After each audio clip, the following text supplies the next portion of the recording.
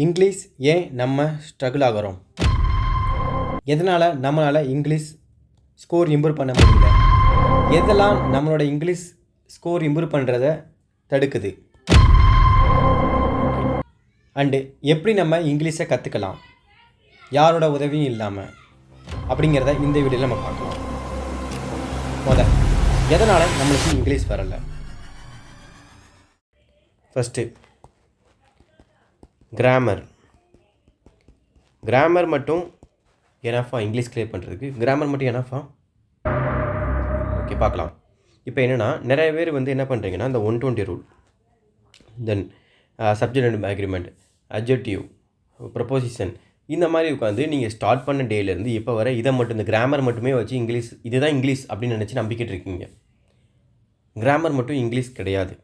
ஏன் அப்படின்னா, நிறைய பேர் என்ன சொல்லுவாங்கன்னா, இங்கிலீஷை ஒரு சப்ஜெக்டாக பார்க்காதீங்க, அதை வந்து ஒரு லாங்குவேஜாக பாருங்கன்னு சொல்லுவாங்க. ஓகேங்களா? ஸோ இங்கே லாங்குவேஜாக பார்க்கும்போது உங்களுக்கு என்னென்ன தேவை அப்படிங்கிறத நீங்கள் முதல் தெரிஞ்சுக்கணும். இப்போ நம்ம தமிழ் இருக்கிறோம். ஸோ நம்ம தமிழ் பேசணும்னா அதுக்கு மெயின் ரீசன் வந்து நம்ம இது லாங்குவேஜாக பார்த்து நம்ம கற்றுக்கிட்டோம். ஆனால் அதுக்கு மெயின் ரீசன் லிசனிங் ஸ்கில். இப்போ நீங்கள் வேறு ஸ்டேட்டு ஹிந்தி ஸ்டேட் போகிறீங்க, நீங்கள் வந்து அங்கே போய் நீங்கள் ஒரு 6 மந்த் ஒர்க் பண்ணி ஹிந்தி பேச ஸ்டார்ட் பண்ணுவீங்க. அதுக்கு ரீசனிங் என்ன? Listening skill. ஓகேங்களா? நாட்டுக்கு கிராமரோ இல்லை வந்து ரீடிங்கோ கிடையாது. ஈவன் தோ நம்ம பேசினாலுமே நம்மளுக்கு ரீடிங் பண்ண தெரியாது. இப்போ தமிழ் நிறைய பேர் பேசுவீங்க, இங்கிலீஷ் மீடியம் படிச்சுட்டு வந்திருப்பீங்க. உங்களால் தமிழ் ரீட் பண்ண தெரியும் நினைக்கிறீங்களா? தெளிவாக ரீட் பண்ண மாட்டாங்க. இன்னமும் தெரியாது அவங்களுக்கு நிறைய பேத்துக்கு. ஓகேங்களா? ஸோ இங்கே மெயின் திங் வந்து நீங்கள் லாங்குவேஜை கற்றுக்கணும்னு நினச்சிங்கன்னா நீங்கள் லிசனிங் ஸ்கில் ரொம்ப இம்பார்ட்டண்ட்டாக இருக்கணும் ஒன்று. ஓகேங்களா? ஸோ அதுக்கு நமக்கு இங்கே டைம் இருக்குன்னா இல்லை. அதனால் வந்து லாங்குவேஜாக நீங்கள் பார்த்தாலுமே மூணுமே கொஞ்சம் நம்ம என்ன பண்ணணும், கம்பைன்டு பண்ணி கிராமர் மட்டும்தான் எனாஃபே கிடையாது. நான் அகைன் சொல்கிறேன், இது மிகப்பெரிய மித்து. கிராமர் மட்டும் எனாஃபான்ட்டு. கிராமர் மட்டும் எனாஃப் கிடையாதுங்க. நீங்கள் எக்ஸாம் போயிட்டு பாருங்கள், கண்டிப்பாக வந்து கிராமர் ரிலேட்டடாக கிராமர் வச்சு நீங்கள் போடுற நம்பர் ஆஃப் கொஷின்ஸ் ரொம்ப கம்மியாக இருக்கும். ஓகேங்களா? தென் நான் லிசனிங் சொன்னேன். லிசனிங் பண்ணி நம்ம கற்றுக்கிறதுக்கு இட் டேக் லாங் டைம். இப்போ நமக்கு டைம் இல்லை, நமக்கு வந்து மற்ற சப்ஜெக்ட்ஸ் பார்க்கணும், வெறும் இங்கிலீஷ் மட்டும் நம்ம உட்காந்துருக்க முடியாது. ஸோ அப்படிங்கும்போது லிசனிங்கும் நாட் எனஃப்.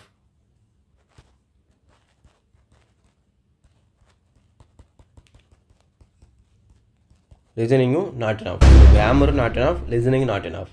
பட் இதை நம்ம ஸ்டடீஸ் இங்கிலீஷ் படிக்கிறதுல ஒரு பார்ட்டாக வச்சுக்கலாம். ஓகேங்களா? கிராமர் வந்து நீங்கள் என்ன பண்ணுங்கள், இந்த 120 ரூல் இதெல்லாம் சொன்னல, இதெல்லாம் நீங்கள் படிச்சுட்டு கொஷின்ஸ் வரும்போது அப்ளை பண்ணி பாருங்கள். ஏன் கிராமர் நாட் எனஃப் நான் சொல்கிறேன்னா, நம்பர் ஆஃப் கொஷின்ஸ் கம்மி ஒன்று. ரெண்டாவது, நம்பர் ஆஃப் கொஷின்ஸ் கம்மியாக இருந்தாலுமே நீங்கள் இப்போ ரியல் எக்ஸாமில் போய்ட்டு அப்ரோச் பண்ணுறீங்கன்னு வச்சுக்கோங்களேன். அந்த ப்ரிலிம்ஸ் 20 மினிட்ஸ், மெயின்ஸ்னால் ஒவ்வொரு எக்ஸாமுக்கு ஒரு மாதிரி டைம் இருக்குது. இப்போ அது 20 மினிட்ஸ்க்குள்ளே நீங்கள் எப்படி கொஷின்ஸ் வேணும் அட்டன் பண்ணி தான் மைண்ட் திங்க் பண்ணிகிட்டு இருக்கும். உங்களால் போய்ட்டு அந்த டைமில் போய்ட்டு ஒவ்வொரு ரூலாக உங்கள் மைண்டில் ஃப்ளாஷ் ஆகிட்டு இருக்காது. நீங்கள் கொஷினை ஒரு ஃபார் எக்ஸாம்பிள் ஒரு எரர் வாசிக்கணும்னா எரர் உங்கள் வாய் வாசிக்கும், மற்றபடி மைண்டில் எதுவுமே தோணாது.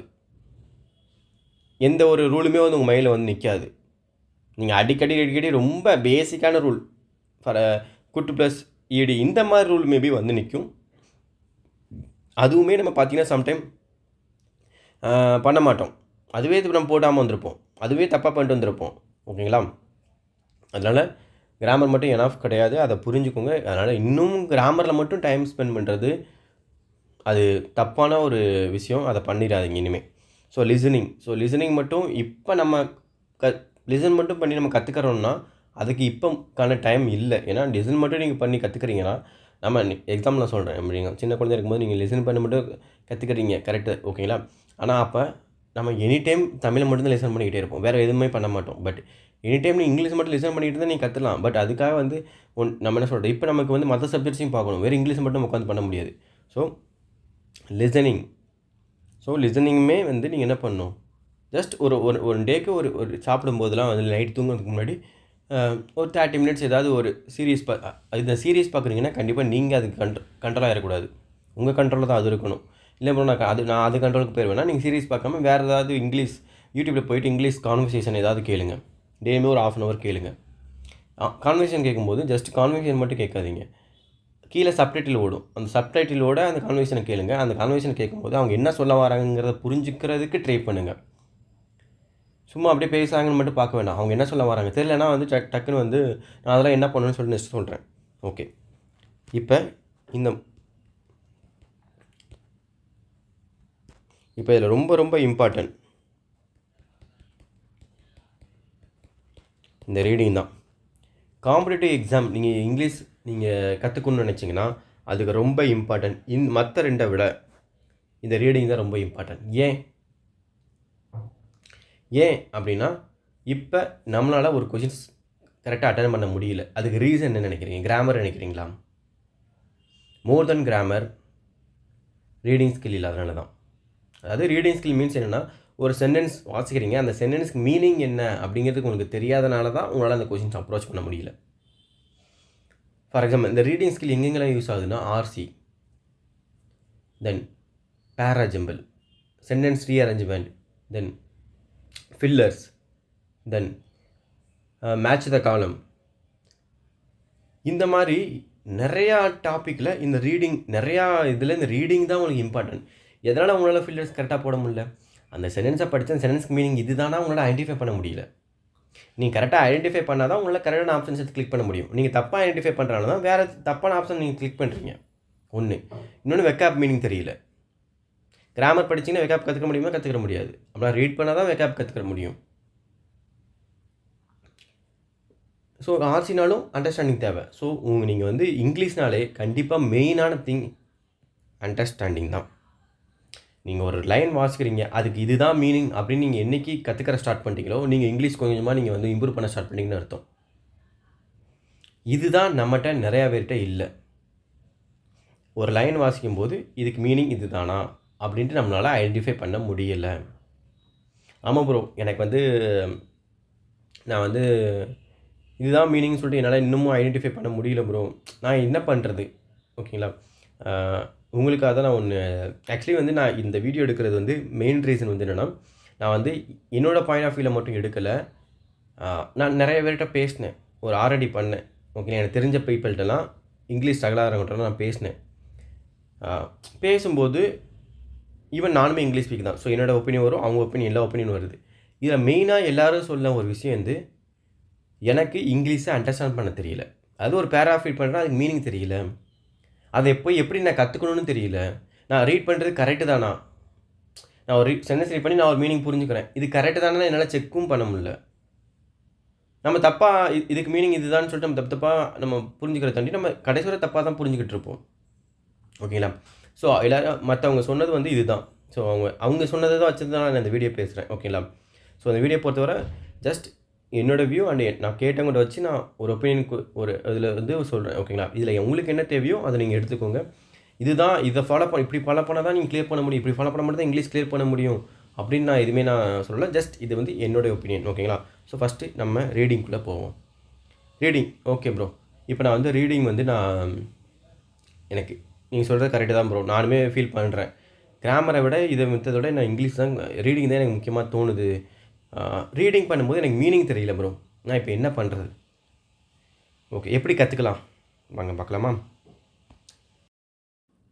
Prime Minister Narendra Modi on Tuesday called upon global energy players to invest in India's energy sector across exploration and downstream sectors and said the country offers investment opportunity worth $500 billion. இப்படி வாசிட்டு போய்கிட்டே இருக்கக்கூடாது. ஓகேங்களா, so இப்போ இது சின்ன pair of, இது பெரிய pair of இருக்கும்போது பெருசாக போகும் இல்லை, அப்படியே போய்கிட்டு இருக்காதிங்க. அங்கங்கே வேகத்தடை போடணும். நீங்கள் சின்னதாக அப்படியே லைட்டாக ஸ்டாப் பண்ணி அப்படி ஸ்டார்ட் பண்ணணும். பாருங்கள், prime minister Narendra Modi on Tuesday called upon global energy players. So வந்து பிரைம் மினிஸ்டர் நரேந்திர மோடி வந்து என்ன பண்ணுறாரு? கால்ட் அப்பான் மீனிங் எனக்கு தெரியல, பட் குளோபல் எனர்ஜி பிளேயர்ஸ்னு வரும்போது ஓகே, ஒருவேளை இவங்களை ஃபுல்லாக கூப்பிட்ருப்பார், இல்லை ஆஸ்க் பண்ணியிருப்பார் அப்படிங்கிற மாதிரி நான் மீனிங் எடுத்துக்கன்னு வச்சுக்கோங்க. எதுக்காக? To invest in India's energy sector, இந்தியாவோட எனர்ஜி செக்டரில் இன்வெஸ்ட் பண்ணுறதுக்காக. எப்படி? Across exploration and downstream sectors. So இவங்க வந்து எனர்ஜி செக்டாரில் வந்து இன்வெஸ்ட் பண்ணுறது எப்படி எதுலனா அக்ராஸ் எக்ஸ்ப்ளோரேஷன்ஸ் அண்ட் டவுன்ஸ்ட்ரீம் செக்டார்ஸில். ஓகேங்களா, and said the country offers investment opportunities worth $500 billion. And அவர் என்ன சொல்கிறாரு? எங்கள் கண்ட்ரியில் $500 billion பில்லியன் டாலருக்கு ஆப்பர்ச்சுனிட்டிக்கு இன்வெஸ்ட்மெண்ட் இங்கே இருக்குது, ஆஃபர் இருக்குது. ஸோ இங்கே வந்து நீங்கள் இன்வெஸ்ட் பண்ணிக்கோங்க அப்படிங்கிற மாதிரி சொல்கிறான்னு வச்சுக்கோங்க. இப்போ இதுக்கு மீனிங் எனக்கு தெரியல ப்ரோ, நான் படித்தது கரெக்டு தானாலும் எனக்கு தெரியல.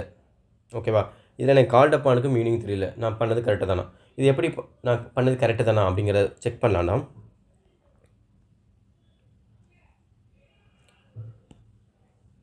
உங்கள்கிட்ட உங்களோட வந்து சப்போஸ் இது நீங்கள் நியூஸ் பேப்பர் வந்து உங்களோட கையில் வச்சுருக்கீங்க, சாஃப்ட் காப்பியாக வச்சுருக்கீங்க அப்படின்னா நீங்கள் என்ன பண்ணணுன்னா ஃபோட்டோ எடுத்துக்கோங்க. ஃபோட்டோ எடுத்து அப்லோட் பண்ண முடியும். ஓகேங்களா? இல்லைன்னா நீங்கள் வந்து ஜஸ்ட்டு லென்ஸு கூகுள் லென்ஸ் அதில் வந்து ஃபோட்டோ வந்து ரொம்ப அலோட் பண்ணுமா எனக்கு தெரில.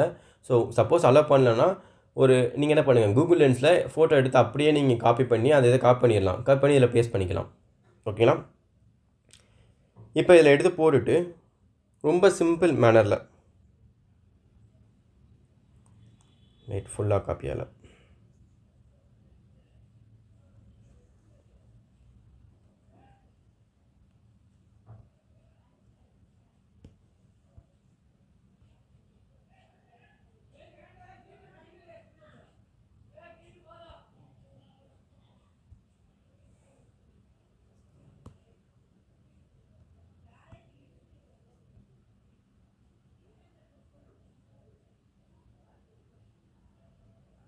ஓகேங்களா? இதை போட்டுட்டு அதை போடும்போது நீங்கள் டைப் பண்ணிடுங்க.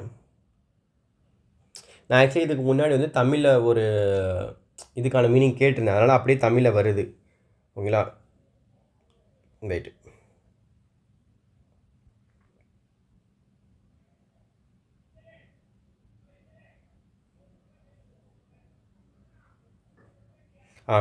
இப்போ இங்கிலீஷ் நீங்கள் ஒன்றும் இல்லை, திஸ் பேரா மீனிங்னு போட்டாலே போதும், இங்கிலீஷில் வந்துடும். சிம்பிள் இங்கிலீஷ் வந்துட்டு பாருங்கள். On Tuesday prime minister Narendra Modi asked, பார்த்தீங்களா? அப்போனா கால்ட் அப்பான் மீனிங் என்னது? ஆஸ்க்டு.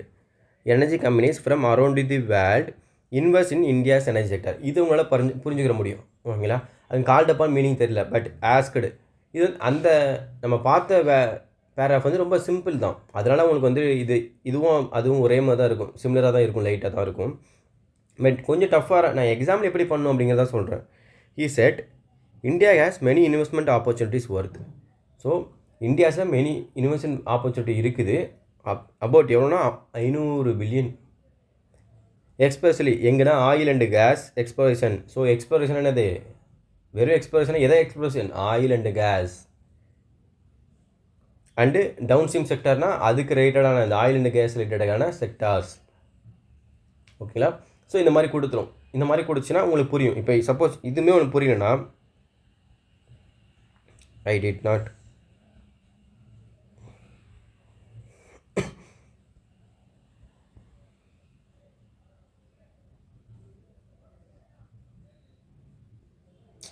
சும்மா உங்களுக்கு தெரிஞ்சதில் நீங்கள் டைப் பண்ணி வச்சுக்கோங்க, டைப் பண்ணி அனுப்புங்க.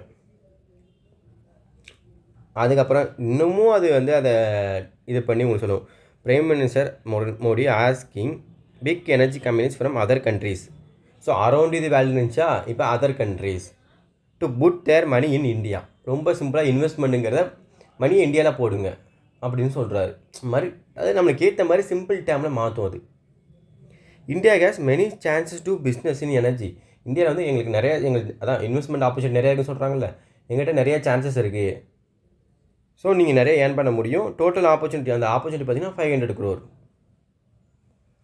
இந்த மாதிரி சிம்பிள் இதில் சொல்லிடுவாங்க. அந்த எக்ஸ்ப்ளோரேஷன் அண்ட் டவுன் ஸ்ட்ரீம் செக்டர்னா ஆயில் கேஸ் ஃபியூல் உங்களுக்கு தெரியலாம் கூட. இப்போ ஃபார் எக்ஸாம்பிள் எனக்கு ஏதோ மீனிங் தெரியல, கால்ட் அப்பான்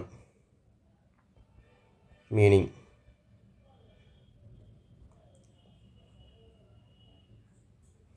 கால்ட் அப்பான் மீனிங்னா asked, requested, invited. Simple example. Okay, teacher called upon student to answer. In your sentence Modi called upon global company to invest. Modi asked invited global companies to invest. அதாவது asked or invited. So இதில் requested, இன்வைட்டடு, asked. ஓகேங்களா? இந்த இடத்துல asked or இன்வைட்டடு நம்ம சென்டென்ஸில் ஒரு word இருக்கும், அந்த வேர்டுக்கு நிறையா மீனிங் இருக்கும். பட் நம்ம சென்டென்ஸில் அதுக்கான மீனிங் என்ன அப்படிங்கிறது இதில் வந்துடும். முக்கியமாக இதில் நீங்கள் ஒன்று புரிஞ்சுக்கணும். எப்பவுமே வந்து ஒரு வேர்டுக்கு நிறையா மீனிங் இருக்கும். அந்த சென்டென்ஸுக்கு அந்த இடத்துல அந்த சென்டென்ஸுக்கு அது என்ன மீனிங் வரும்னு நமக்கு ஐடென்டிஃபை பண்ணால் மட்டும்தான் நம்மளால் எக்ஸாக்டாக அந்த பேராஃப் என்ன சொல்ல வருதுங்கிறது தெரியும். ஒன்று. இன்னொன்று, நீங்கள் ஒரு பேராகிராஃப் படிக்கும்போது இது சின்ன பெரிய பேராகிராஃபாக இருக்கும். அதில் ஒரு சென்டென்ஸை நீங்கள் வந்து வாசிக்கும்போது அதுக்கு ஒரு மீனிங் இருக்கும். பட் அந்த பேராகிராஃபோடு நீங்கள் வாசிக்கும்போது, அந்த பேராகிராஃப் தீமோடு நீங்கள் வாசிக்கும்போது அதுக்கு ஒரு மீனிங் வரும். எப்பயுமே நீங்கள் ஒரு பேராகிராஃப் ரீட் பண்ணும்போது அந்த பேராகிராஃப் என்ன தீம், எதை பற்றி பேச ஸ்டார்ட் பண்ணுறாங்கிறத வச்சுக்கிட்டு அதுக்கப்புறம் நீங்கள் வாசிக்கும் போதே இதை பற்றி தான் பேசுகிறாங்கன்னு உங்களுக்கு தெரிஞ்சிச்சுல. ஸோ அந்த தீம் உங்கள் மைண்டில் வந்துடணும். ஏன்னா சொல்கிறேன்னா அதுக்கப்புறம் ஃபுல்லாக அவங்க பேச போகிற அதை பற்றி தான் பேச போகிறாங்க. ஸோ அது ரிலேட்டடான தான் வேர்ட்ஸ் தான் அவங்க வந்து அந்த பேராகிராஃபை கொண்டு வருவாங்க. ரீடிங்கில் ரொம்ப முக்கியமாக ஒன்று இதை புரிஞ்சுக்கோங்க. இந்த விஷயம் உங்களுக்கு தெரிஞ்சுன்னா ரொம்ப சில வேர்டுக்கெலாம் நீங்கள் பார்த்து மீனிங் தெரியல கூட உங்களுக்கு சொல்ல தெரியும். ஏன்னா அவன் பேச அந்த அந்த ஒரு சிங்கிள் டேம் வச்சு தான் பேசுவாங்க. ஓகேங்களா?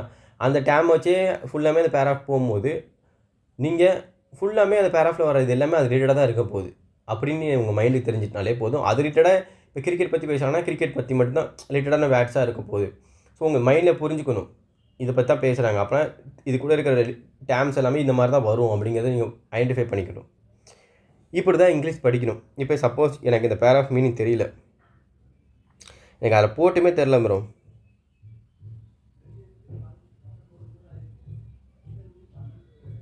அப்படின்னா இன் தமிழ் பேரா மீனிங்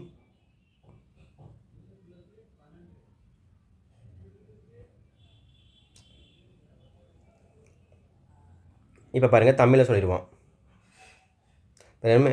செவ்வாய்க்கிழமை பிரதமர் நரேந்திர மோடி உலகம் முழுவதும் உள்ள எரிசக்தி எண்ணெய் நிறுவனங்கள் இந்தியாவில் எரிசக்தி துறையில் அதிக முதலீடு செய்யுங்கள் என்று கேட்டுக்கொண்டார்.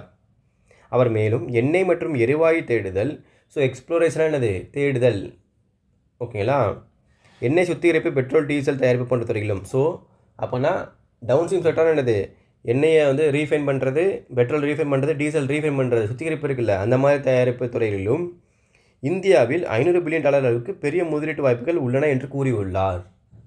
சிம்பிளாக வந்துட்டான். ஆனால் சம்டைம் இதுலேயும் சின்ன மிஸ்டேக்ஸ் வரும். ஓகேங்களா? அதுக்கு ஒரு மீனிங் இருக்கும், இங்கே இருக்கும். ஏன்னா என்ன சொன்னேன், நீங்கள் ஒரு பேராவாக போடும்போது வேறு மாதிரி, ஒரு சென்டென்ஸாக போடும்போது வேறு மீனிங் வந்துடும். ஏன்னா பேராவாக இருக்கும்போது அதுக்கு கம்பைன் பண்ணி தான் மீனிங். ஒரு சென்டென்ஸாக போடும்போது தனியாக அந்த சென்டென்ஸுக்கு மட்டும் நிறைய நம்ம 2-3 வகையில் சொல்லலாம் அந்த மீனிங்கை. அதனால் இதை மட்டும் கொஞ்சம் பார்த்துக்கோங்க.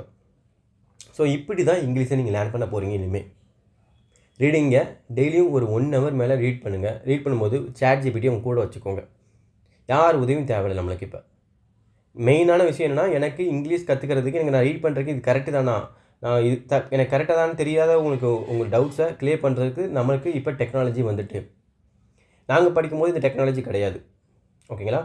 ஆனால் உங்களுக்கு மிகப்பெரிய பிக் ஆப்பர்ச்சுனிட்டி. இதை யாரெல்லாம் கரெக்டாக யூஸ் பண்ணுறீங்களோ இங்கிலீஷ் கண்டிப்பாக நீங்கள் பூஸ்ட் பண்ணிட்டு போய்கிட்டே இருக்கலாம். இது இந்த சென்டென்ஸுக்கு மட்டும் கிடையாது. நீங்கள் ஏதோ ஒரு கொஸ்டின்ஸ் இருக்குது, அந்த மார்க் போடுறீங்க, மார்க்கில் போடுற ஆர்சியை கூட நீங்கள் எடுத்துல போடலாம். மார்க்கில் வர்ற ஃபில்லர்ஸு, பிஜே, பேராஜமல், வாட் எவர். ஆனால் நீ ஒன்றே ஒன்று புரிஞ்சுக்கணும், நீங்கள் மார்க்கில் வர்ற அந்த கிராமர் பேஸ்டு கொஷின்ஸ் தான் போடும்போது ஆப்ஷனோட போடுங்க. இப்போ நீங்கள் ஃபில்லர்ஸ் போடுறீங்கன்னா ஆப்ஷனோட போடுங்க. ஏன் நான் சொல்கிறேன்னா, ஆப்ஷனோட போடாமல் போட்டிங்கன்னா அந்த இடத்துல வேறு கூட வரலாம். அந்த சென்டென்ஸ்க்கு வேறு ஒரு அந்த இடத்துல வேறு ஒரு ஆப்ஷன் போட்டால் வேறு மீனிங் வரும். ஓகேங்களா? ஸோ வித்தின் ஆப்ஷன் கூட நீங்கள் போட்டிங்கன்னா கண்டிப்பாக அதை ஆன்சர் பண்ணும்.